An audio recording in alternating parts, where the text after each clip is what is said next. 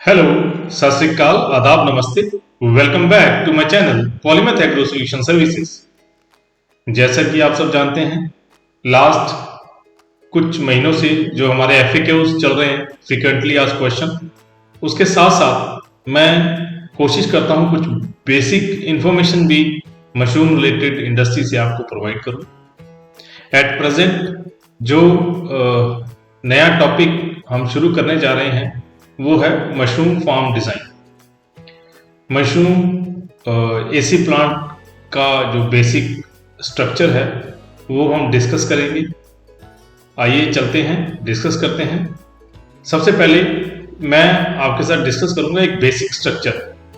Basic structure में mushroom farm में क्या क्या होना चाहिए, उसके बाद हर कंपोनेंट को हम डिफरेंटली स्टडी करेंगे। जो भी कंपोनेंट्स हैं, हर कंपोनेंट को हम डिफरेंटली स्टडी करेंगे और डिस्कस करेंगे। आइए चलते हैं, देखते हैं बेसिक स्ट्रक्चर और basic requirement in mushroom farm design. So जैसा कि अभी भी हम डिस्कस करने जा रहे हैं बेसिक प्लान।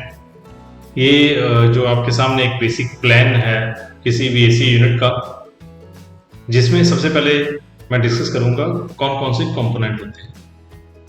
ये जो स्ट्रक्चर आप देख रहे हैं, ये डायरेक्टरेट ऑफ मशरूम रिसर्च द्वारा प्रोवाइड किया गया है।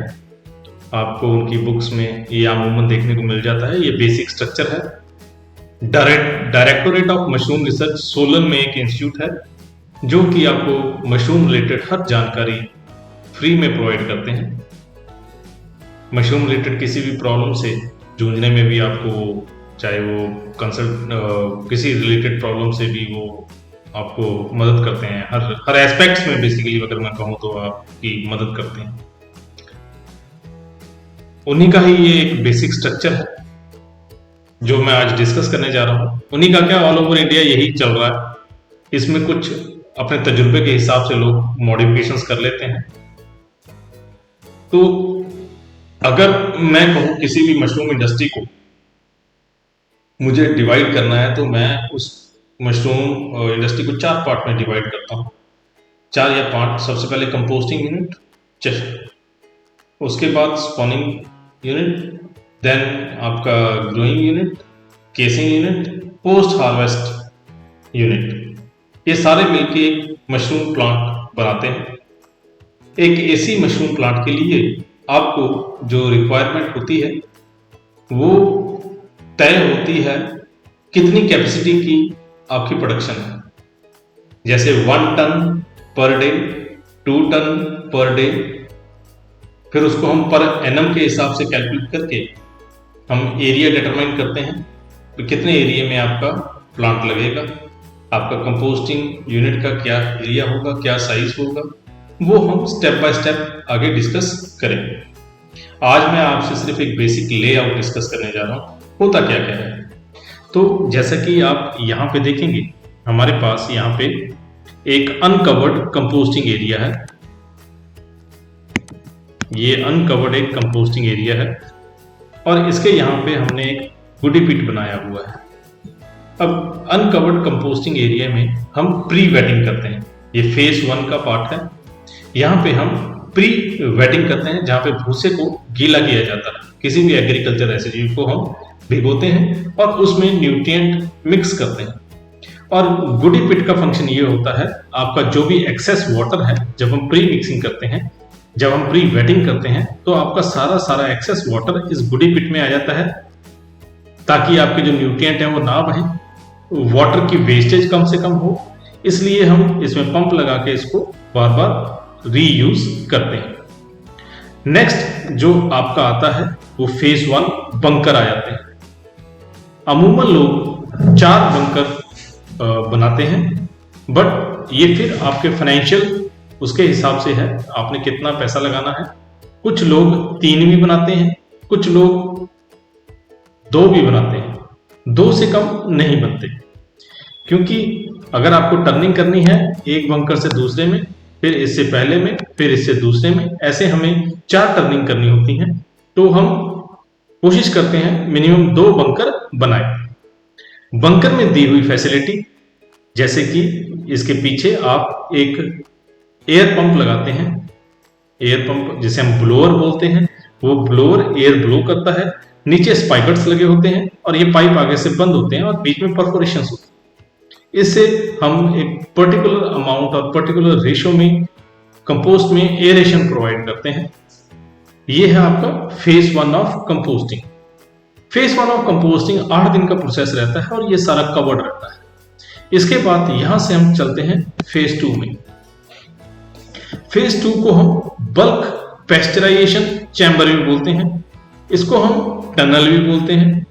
ये इंसुलेटेड होता है और इसके नीचे भी परफोरेशन होती है।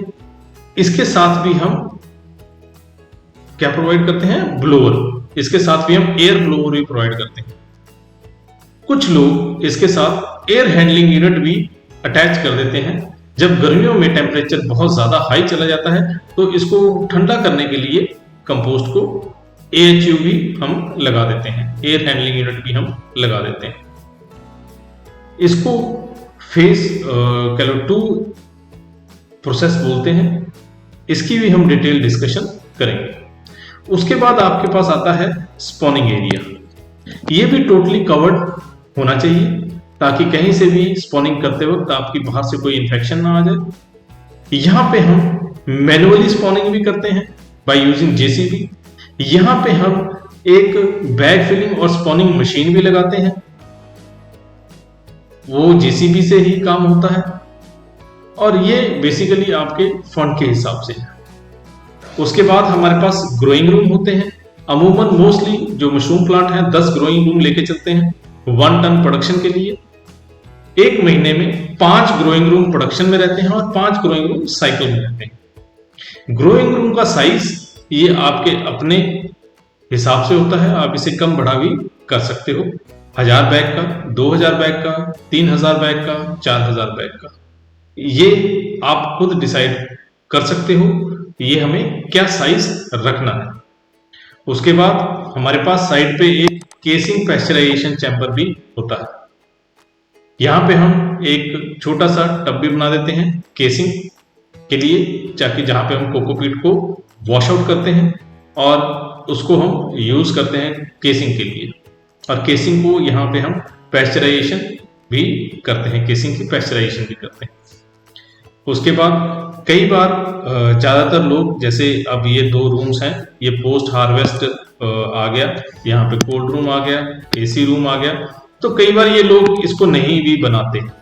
इस कॉरिडोर का ये लास्ट वाला पार्ट भी हम AC कोल्ड स्टोर की तरह यूज करके कुछ लोग कॉरिडोर में ही पैकिंग करना शुरू कर देते हैं, क्योंकि ये भी पफ पैनल से कवर रहता है।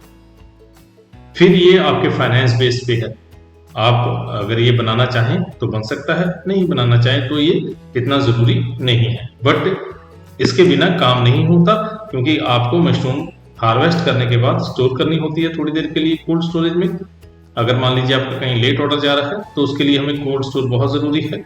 कुछ लोग यहाँ बना देते हैं कोने में कोल्ड स्टोर, सिर्फ एक जगह ही एग्जिट और एक जगह से ही एंट्री करते हैं, क्योंकि ये एरिया बंद हो जाता है। फिर यह एरिया सारा बंद हो जाता है अगर आप यहाँ पे कोल्ड स्टोर बनाते हैं, ठीक है, तो यहीं से ही एंट्री और यहीं से ही एग्जिट होता है। हम पीछे 2 दरवाजे देते हैं, आगे 1 दरवाजा देते हैं, यहाँ पे एयर हैंडलिंग यूनिट लगता है। ये हर चीज को, एक एक पार्ट को मैं डिटेल में डिस्कस करूंगा और क्या क्या इसमें मॉडिफिकेशंस आज चल रही हैं।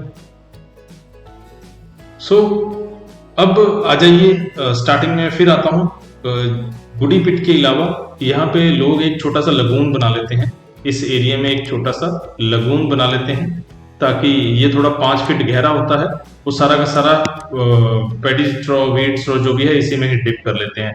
ये एक हल्की सी मॉडिफिकेशन लोग आजकल कर रहे हैं। उसके बाद यहाँ पे आप जितना मर्जी एडवांस में ले जाइए, चाहे यहाँ पे कंप्लीट ऑटोमेटेड सिस्टम लगा दीजिए, वो अगेन जो है आपके फाइनेंस बेस्ड पे है कि आप कितना पैसा इन्वेस्ट करना चाहते हैं।